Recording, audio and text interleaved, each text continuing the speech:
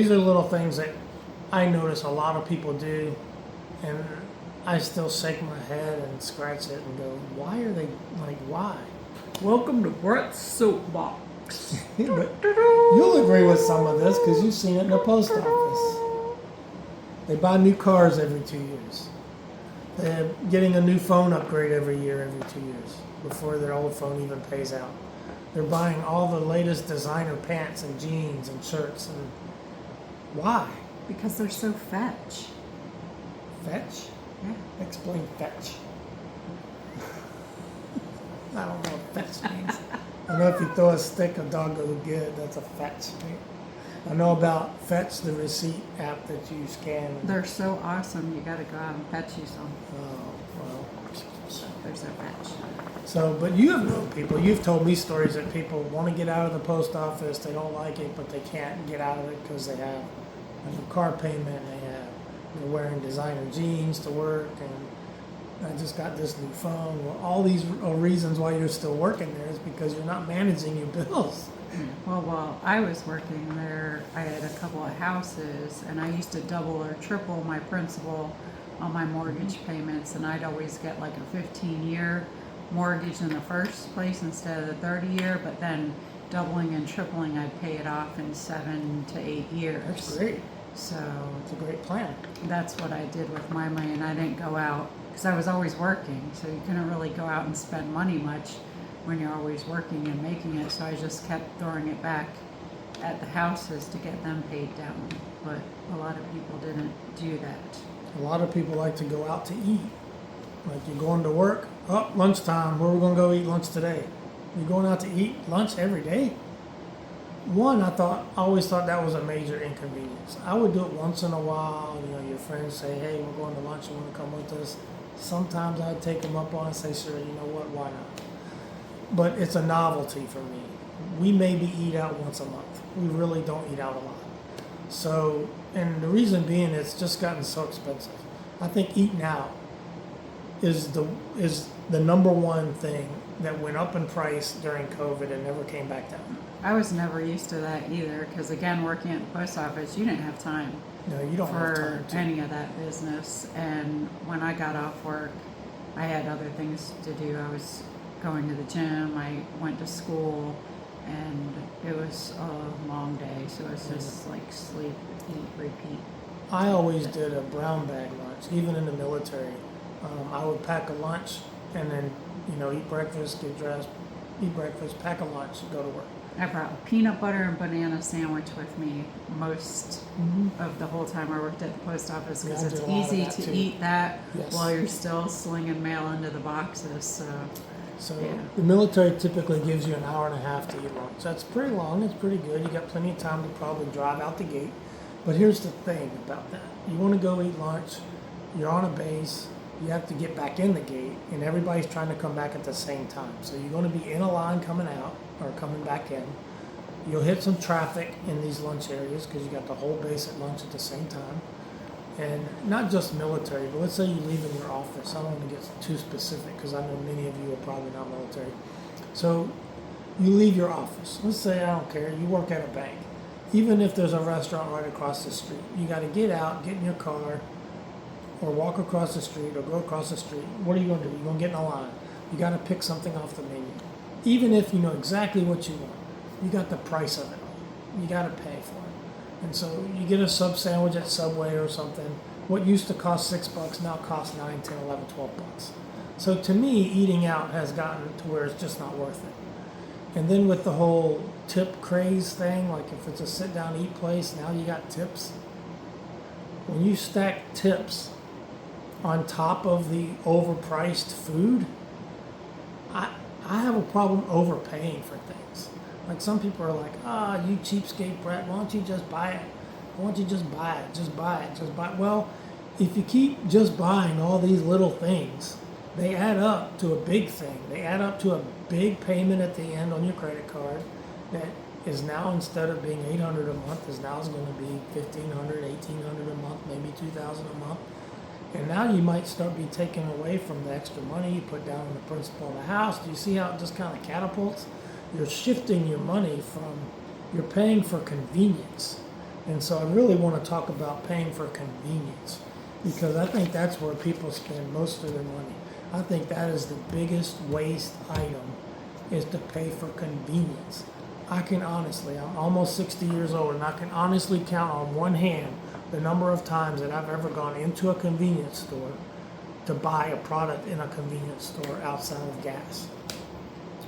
I know everything in there is outrageous. I know everything in there is just overpriced, and it's not even good quality stuff. But some people are going to say, oh, well, the gas station down the street from me, they sell great pizza. I'm pretty sure you can buy that same pizza in a grocery store, better quality and less price. Pretty sure. What you're doing is you're paying for convenience because it's right there. So, like right where we live, things are not conveniently close to us. It's at least 10 miles to a township to buy whatever. And the base is 17 miles. Driving through Tullahoma or Winchester, actually, well, that's kind of out of the way, but you got to drive through a town to get to the base. So you can hit the townships on the way back, which that's how we do it. So we go to the base to mostly work out at the fitness center. That's free. They also have free racquetball courts if you want to use those, pickleball courts. These are items that I already get a benefit for because I've already paid the price of those things to do, so they're free. The commissary, so anytime we go to the fitness center, we go by the commissary on the way home. We take our freezer bags with us because stuff goes in there and it has to go all the way back home. Sometimes we might stop in town at Publix and get a couple of items that are on BOGO. We'll do that at the same time and then come home. So when we come home, we got our food for the week pretty much and beyond. But what we're doing is we're shopping deals. We're shopping things that are marked down. We're shopping things that are BOGO, a good price, because commissary has a lot of good markdown items. Publix puts good things on BOGO. So sometimes we'll get more than we need because it's the good price, and we have a extra room that will put those items in. Like if they have a long shelf life, like dry storage foods, we'll get 2 of those and we'll put one in the back room, and we can pull from that because maybe we need more, but it's not BOGO now. It was BOGO 2 weeks ago. So you buy it cheaper, you plan for the future, so you don't have to pay full price later. That's what I'm getting at. And we do a lot of that. So what is this paying for convenience? Convenience stores, man, I'd really like to get a pizza, but I don't feel like driving to go get it. So what do? You DoorDash it. And I've got some numbers on DoorDash, and I'm not just picking on DoorDash. I picked DoorDash because it's like one of the more popular ones. But all of them charge between $5 and $15 fees and tips on top of the food you're already paying too much for. So you're paying 64% more on average using a service delivery because of what? Convenience. So either grab that pizza or Subway sandwich on your way home from work, or just don't do it. I don't even know if they DoorDash out here. We might live too far, but it's not even something I would think about. I've never DoorDashed. Even Uber, unless you have to. We've only used Uber one time in my entire life. I've never rented a car ever. Wow. I haven't. We used to rent cars all the time back in the day. See, and renting cars may be necessary sometimes. When we'd want to go on trips, we'd always rent a car and take that on our trip. No, I'd always find another way to do it. Rent is money waste. Oh. Rent is making owners rich. It doesn't make you rich. But I understand there's a need for it. So Rentals didn't used to be so expensive either. Maybe I'm being a little overly on And spot I like lived in this. South Florida, so we were driving all the way up out of Florida to go somewhere else. So I thought it was worth it to have a nice rental that everybody could be comfortable in. And there you go. So you have to measure the cost of that versus the value it is to you. Let's do an example. It's like, oh man, I really have an hankering for some Oreo cookies. I'd really love to have like a few Oreo cookies after lunch. I'm just craving it. Am I going to run to Tullahoma and go buy some Oreos? No. I'll put it on the shopping list, and whenever we go next, that's when I'll get them. So we consolidate trips. So if we're going all the way to the base to work out, we don't just work out. We also use the massage chairs that they have there. Those are free. So you're doing a workout, you're doing free massage chairs, which you typically would pay for anywhere else. Then we go to the commissary. That saves us money, and then we may make a stop in Tullahoma. We don't always. If we need to go by the bank for any reason, then that's when we would do it. We would do it on that run, because when we come home, we're home. We're done for the day, and we're here. And it might be that we're here for a couple days, because we think about our purchases ahead of time, and we make lists. As you know, she likes to make lists. Well, a grocery list is one of them, and a to-do list. Making this video here for you today. This was on our list. This is something I've been wanting to talk about. I had my notes ready to go, and I'm like, put it on the list so we get it done. So that's what we did. So You better be glad I don't have the list I used to have. yeah, Because I used to do a lot of stuff. and it's Have okay to big make lists. You have big lists. You're organized.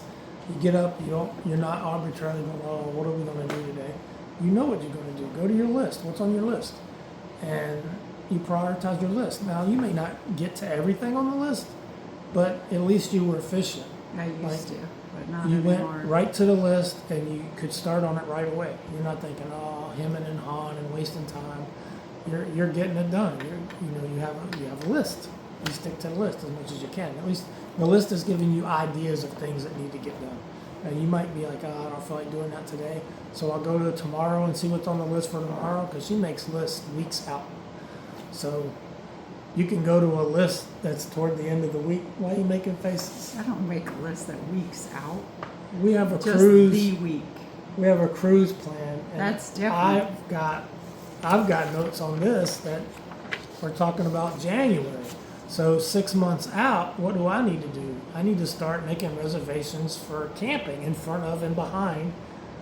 Well, vacation lists are different. So I You consider have to all do of them those way out. Yeah, especially for Florida. You're in the supposed to, winter. and you do not like doing any of that way I out. don't. So I don't like it, but I I- force myself to do it. I actually quit putting those things on the list, and whenever you do it, you do it. And if there's no availability, it is what it is. I- 'cause I I'm make- dealing with it. Well, I make a list now. So she has her list. I have my list. Let's see. What else can we do to save money? Dollar General, I know, has their. If you shop there, some of their stuff is cheaper and some of their stuff is overpriced. It's kind of a mixed bag. Dollar General actually happens to be the closest store to us, but we don't shop there. I don't think I've been in there at all. Maybe once. I don't know. I can't remember. But we drive by it all the time, but we don't stop in there. And I know their register receipts on the back have coupons, but they're kind of they have date suspenses. You have to go back in there and buy a certain amount of stuff in a certain amount of time. So yes, it may save you money, but if the discount is forcing you to go buy something, then you're not saving money. You're only saving money if it's something you were going to buy anyway, and you happen to have a coupon for it. If the coupon itself is forcing you to buy that item, then it didn't save you anything. It just forced you to spend money on something you may not have needed, you just wanted, or you just kind of wanted it. It convinced you. So those are judgment calls you have to make on each independent thing. But generally, Dollar General doesn't have much for me that I have to go in there and make a stop for. Like a lot of people may go in there and get a soda or something, but you know what? I have soda at home. I buy it at the store when it's on sale. I take it with me. Like I used to pack lunches. I like the whole convenience of having lunch right there.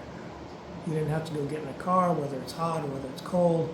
Drive somewhere, wait in line, pay a bunch of money, come back, and then the food wasn't good for you anyway, because almost anything you eat out for anymore is not good for you.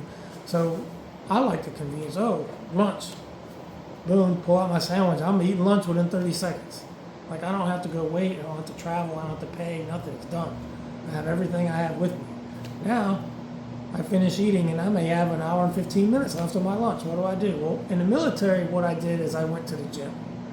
And after the gym, I came back right before the end of lunch, and then I'd scarf down my lunch.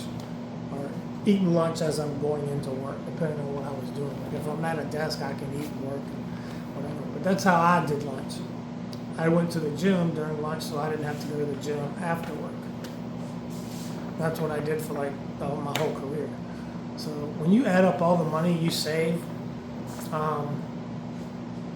it's a lot. It can be substantial. It can be car payment size stuff. I mean, it's not nitpicking.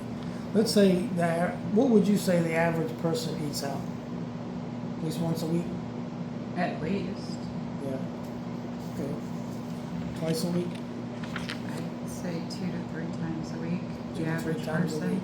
So 2 to 3 times a week, and if you're spending $10 to $20 on lunch,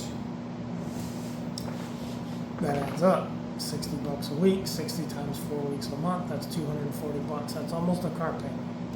And that's money that's gone and you'll never see it again and you don't have anything to show for it. You ate, but you could have eaten food that you packed. You could have eaten food you had already bought at a discount at a grocery store somewhere. I don't know.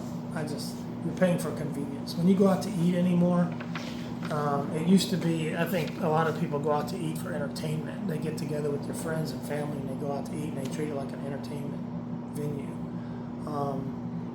You spend an hour in there ordering, eating, and leaving and paying your ticket. And if it's a family of 4 doing that or friends of 4, you spend $100 easy on that 1 hour of entertainment. When you look at it like that, $100 an hour, that's a lot of money. You overpaid. Some couples do that once a week for date night. And that's an investment in their marriage, I guess. That's the way you could look at it. But it's an exorbitant amount of money. I mean, typically if we go out somewhere, we have a coupon for it, we have a gift card for it. Not always. Now, we're not always like that. Sometimes we'll come back from the gym and we'll hit Publix and we'll get a sub.